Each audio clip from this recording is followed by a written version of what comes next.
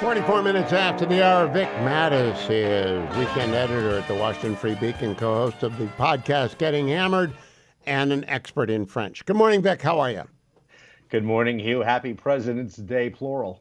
Thank you. Would you please pronounce my name in French, since you and Mary Catherine were doing that today? Yeah, Hugh. I believe it's Hugh. Hugh? Yes. It's not a French name, but I was wondering because you were doing it. Now, I rarely criticize podcasts. Right, I think yours was very, very fun. But you name drop a French author today about whom I have no knowledge or background, but with whom you were very impressed. So can you tell me who that was and why I should care about him or her? Yes. So he was a French chef who was very famous here in the Washington, D.C. area, but he had restaurants all around the world at some point. It's very near to my heart. He is the late, great Michel Rashard. He came over from France to start up, a restaurant. He first came over to New Mexico in Albuquerque. That was where he first arrived after Paris, and then he came to Washington D.C. and he, pretty much was happy being here. And he had a very famous restaurant called Citronelle. One of the things that is most endearing about Michel Rashard is he grew up in a very difficult circumstance. His father left when he was young, and he had a large family. His mother, took up with a new man, and there was no room for him at home, and he wanted to leave, and he went on. He was waiting on a train station. He might have been 13 or 14 years old, and then he realized he didn't know where he was going to go, and he was just at a loss. And then he eventually came back and then apprenticed for a very difficult, abusive chef. And despite those circumstances, are there any other kind, from what I can tell, given my clips of cook? I'm not a cook, nor am I a connoisseur, so I don't pay much attention, but they all seem to be kind of from the far side of bad.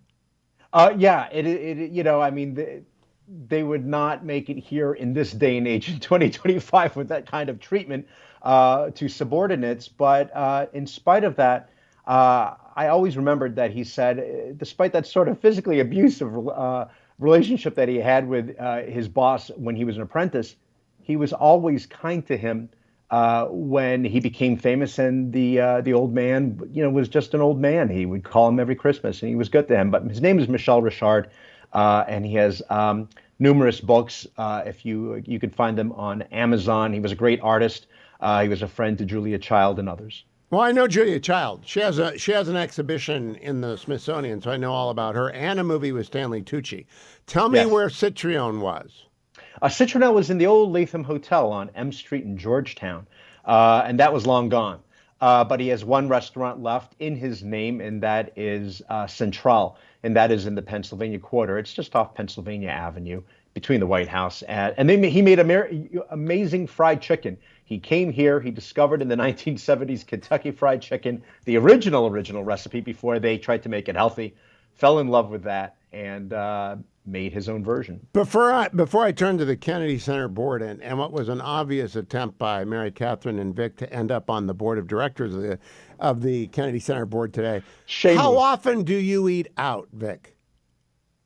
Hugh, I'm almost willing to answer any question on your show, but that's a deeply personal question. I don't know if I can go there. No, I will say for professional reasons, maybe twice a week, generally lunches. I tend to be home for dinners. Every now and then we go home. Once or twice with the family per week we'll have dinner. Well, but we ate out twice this week, so I think that's fine. Have you noticed that the prices have gone up? Yes, I'll tell you what I've noticed, Hugh, is at a number of places, and this is traveling. I've been around several places now. In the last 2 months, I've been down to Palm Beach, Nashville, and then just over the weekend, Austin, Texas. And what you'll find is in some places, but particularly here in the District of Columbia, you'll get receipts that will tell you that they have already imposed a 20% gratuity fee, as they consider it a service fee. And in addition to that, everything, it's just up to you. How are they going to avoid taxes on tips if they're getting it in the bill? Yeah. Well, and the other thing is, so it puts this sort of undue pressure on customers to, do you still add? Are you insulting them if you don't add? And also, this isn't for like parties of 6 or more people. We're talking about, parties of 2. Here's your 20%. And there's some places where they add special drinks fees. If you get a martini, there's like a pour fee. I do not want to get Matthew McConaughey mad at me. He's been nice to the program, but I'm not going to Austin. I've never been to Austin. No, I'm not going to Austin because a 20% service fee, especially if they take taxes off tips, is really ridiculous. That 20% fee was here in a restaurant in Washington, D.C. I want to be clear about that. Austin was great. Mary Catherine and I did a live taping at the University of Texas, courtesy of the Fund for American Studies.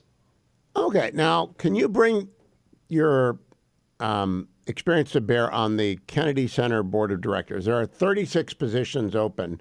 Rick Grinnell is the CEO, acting CEO, and he's discovered they have no money. That was news to me when I listened to Getting Hammered today. No money at all?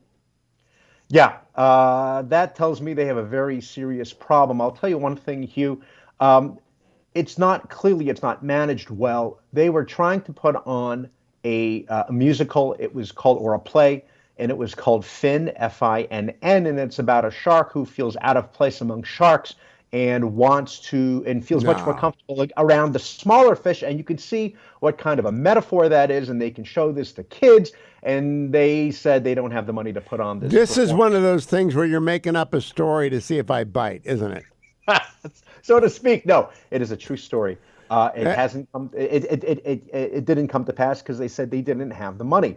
But it surprises me because if you go to the Kennedy Center, there's that wall etched into the marble, etched into the wall, all these great, very important people, donors, and then of course you get the little playbill. It shows all. It's very near and dear to my heart because I proposed to the fetching Mrs. Hewitt on the top of the Kennedy Center long ago and far away in 1981. I am curious. If they don't have any money, how are they putting on any shows? Yeah, I mean, by the skin of their teeth, I assume. I mean, usually it's, through like the Ford Foundation, the MacArthur Foundation, any of these particular groups that they owe a lot of money to, the Annenbergs or whoever else, similar to the Lincoln Center, but apparently not. And out with Karine Jean-Pierre and in with all of Trump's people. Mary Catherine Hammond, Vic Matus belong on that board. I'm making the pitch for you. You're DC people through and through. Go and listen to Getting Hammered. Like and subscribe. You will be entertained twice, maybe 3 times a week occasionally by Getting Hammered. So go and download it.